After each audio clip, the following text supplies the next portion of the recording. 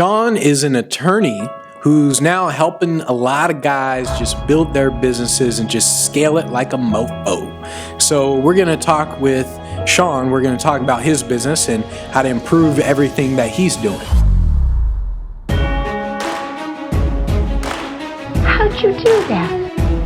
I see that success is not something you pursue. It is something you are. All right, so check out Shawn's website. Here's Shawn's website. It's actually kind of cool, actually.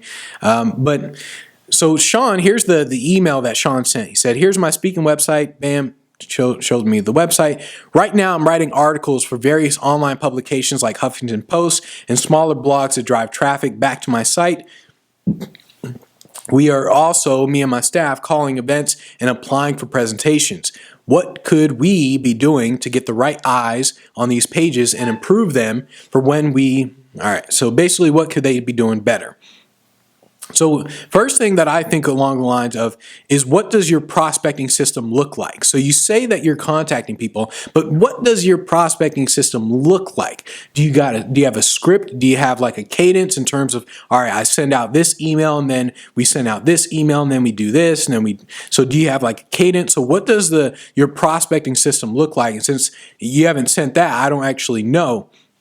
I need to know, do you have templates that are inside of your CRM? So if you got templates, make sure you put them inside of the CRM or the email system that you're using to send out those templates. You always want to think along the lines of repetitious tasks. They always need to be systemized. So if you're constantly saying the same things, if you're sending the same emails, it should always be systemized.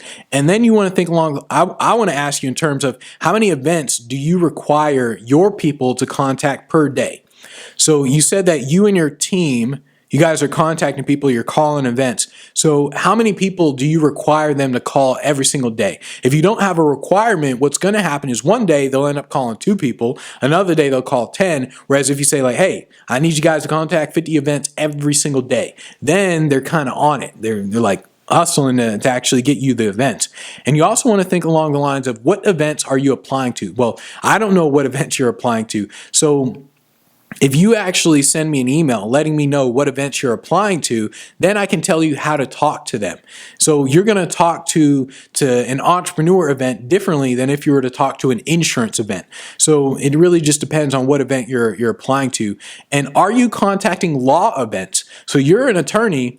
I would contact a lot of law events because it's easier for you to get on those stages just because you're already an attorney. So you want to think about going for the easy wins to begin with. It's like, okay, this is easy. It's a law event. I'm a lawyer. So just go for the easy events. That way you can get the video footage that you need to be on more stages, in the bigger stages, the better stages, and that sort of thing. And think along the lines of following other speakers who are like you. So what other speakers are like you and where have they spoken at? Then contact those events for next year and the year after that. That's what you really want to think along the lines of. And as I look at your website, you said, so it's okay, Shawn McBride, cool name. You say, facilitating and educating groups to triumph over the test of time. I'm thinking along the lines of, you want to get more clear on the type of speaker that you are, or describe to me in a more clear way as to what type of speaker you are. So you say something like, I'm the attorney that scales big businesses, or scaling businesses to 8 figures and above. And so your tagline right now, it's not clear. It needs to be more clear in terms of the type of speaker that you actually are. And anything that you say, it has to be backed up. So for example, I go here to the meeting planner section, and let's see. It says, okay, Shawn delivers an effective, interactive, enlightening presentations, and a lot of speakers do this. So, well, I found that a lot of speakers following the speaking lifestyle now do this, where they say it's interactive and engaging, and it captivates the audiences. Because my website has interactive, engaging, and that sort of stuff. But you want to think along the lines of, show me. Prove to me that your presentation is interactive and engaging. Don't just say it. Show me. I want to see video footage of you on stage interacting and engaging. I want to see video footage of people giving you testimonials saying, holy shiznit, Shawn was freaking amazing. I want to see that. And just because you say it doesn't mean that I believe it when I read it. And so, man, I'm just rhyming all the time and I just can't help it. That's just how I do. So you want to think along the lines of whatever you say, you have to prove. And if you say that it's interactive and engaging, show me that it's actually interactive and engaging. And you want to have more crowd pictures.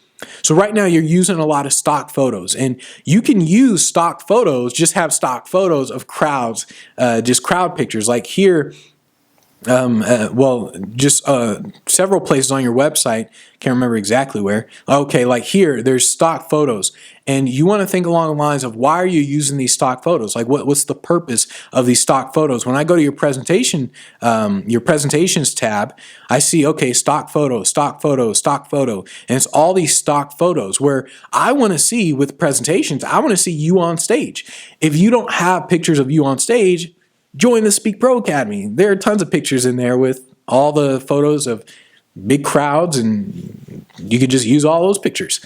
But don't use stock photos that don't really add to you actually speaking. And so that's what I think along the lines of the actual photos on your website. Let's see, on your media page, let's go to your, let's see, media here. So the media, I like this where it's like the two things here. I like that, but I want to see videos. Like I want to see, all right, here's the TEDx. Where's the TEDx talk? Like, why isn't there a video of the TEDx talk? I want to see, maybe there's a picture of you inside a studio. I want to see some stuff like show me. Once again, it comes down to show me, don't tell me. If you were in the radio or in a radio station, whatever it is, show me some pictures, like show me, don't tell me, rather than you just being there. And with your website, I mean the website itself, it's not bad. It's not bad at all. But there are things that need to get better in terms of if you want to actually use this website to get more paid gigs. When it comes down, what it comes down for you is really to position yourself more as a legit speaker instead of just saying like facilitating and educating groups to triumph over the test of time. You just need to say things like, hey, I'm the speaker who talks about how to scale to 8 figures and up. Like that's what I do.